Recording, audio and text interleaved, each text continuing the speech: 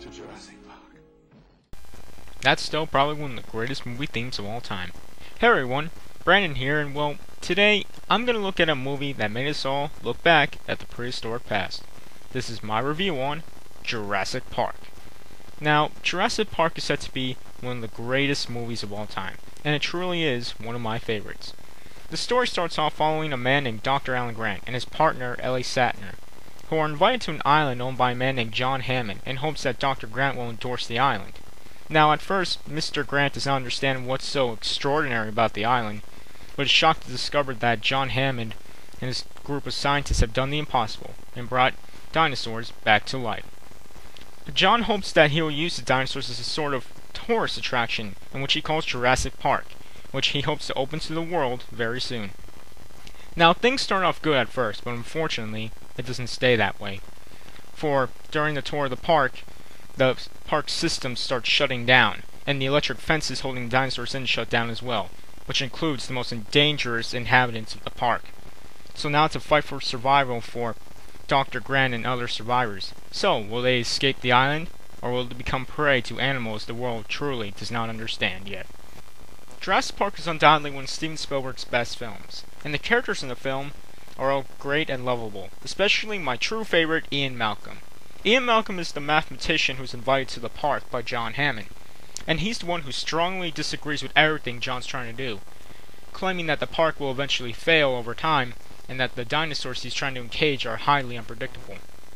The casting for the film was great. I mean, Sam Neill playing Dr. Alan Grant, Laura Dern playing Ellie Sattler, Jeff Goldblum, of course, playing Ian Malcolm. They all just fitted their roles perfectly and really brought the characters to life.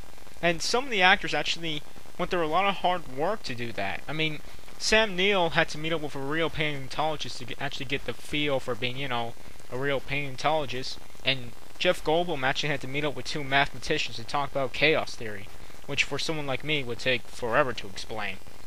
Of course, the one thing people always love to see in this movie are the dinosaurs.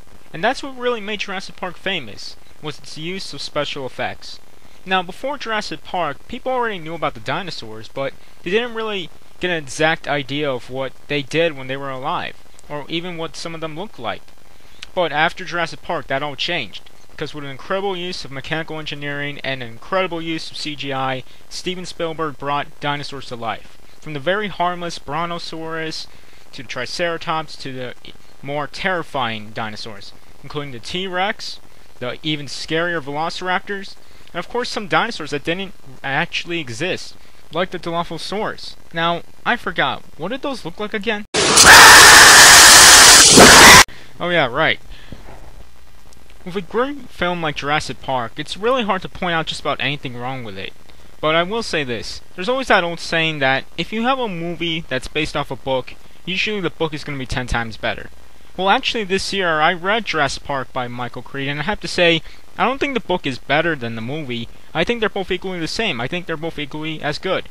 But however, I will say this, the movie version of Jurassic Park actually differs a lot from the book.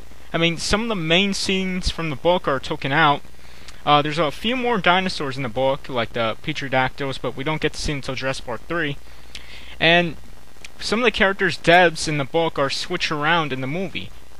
Even so, Jurassic Park is still a great film.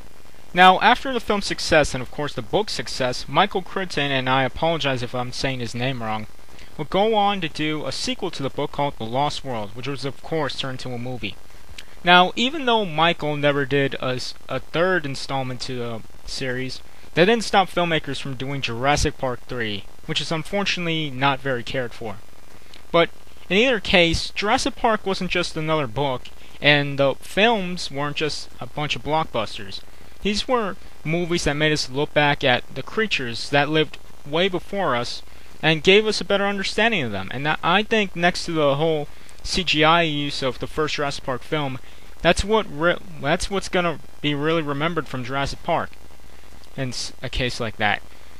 And so with that, I would just like to say, if you haven't watched Jurassic Park, then I suggest if you read the book. If you haven't read the book, then you really are missing an adventure that's 65 million years in the making.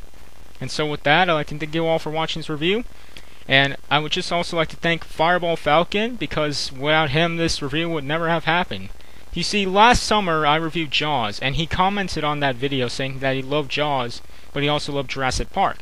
And so that gave me the idea that next year I'll just do Jurassic Park. So thanks for that, but also I'd like to thank my friend. Well, actually, I have to say that I have a friend here who's just suddenly suspended off YouTube. He was my very first friend on YouTube. His name was ZionKojima. And if he's still watching my reviews, I'd just like to say I'm sorry for what had happened, and thanks for being my first friend. And so with that, I'll see you all next time.